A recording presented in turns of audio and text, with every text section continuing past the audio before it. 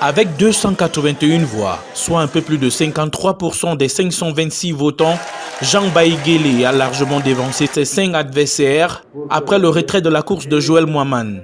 Tout s'est joué, selon les fidèles, sur la profession de foi du docteur en théologie. Je promets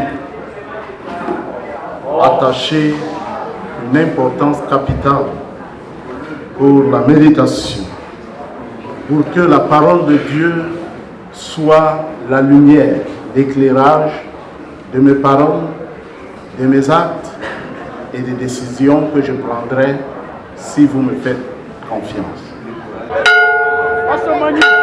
Une nuit électorale qui a débuté à 18 h à la chapelle Jérusalem de Menganga par des éclats de voix sur le choix du vote par acclamation, par main levée ou au scrutin secret dans un isoloir.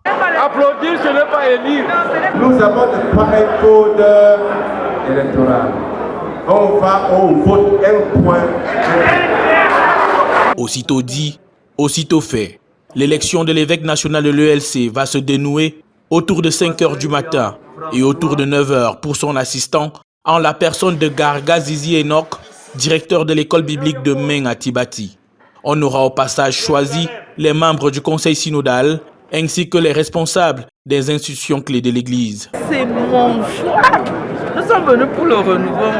Renouveau dont nous voulons une nouvelle chose. Nous nous retrouvons ici pour avoir l'ELC nouveau, une église vraie, une église qui rassemble ses enfants.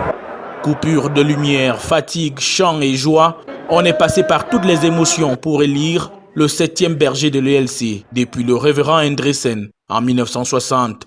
Une page se ferme sur Ruben Gozo et s'ouvre avec Jean Baïguélé, premier de l'ethnie Mboum, à occuper véritablement ce poste au sein de cette église minée par des problèmes financiers et qui cherche à reconquérir ses partenaires stratégiques.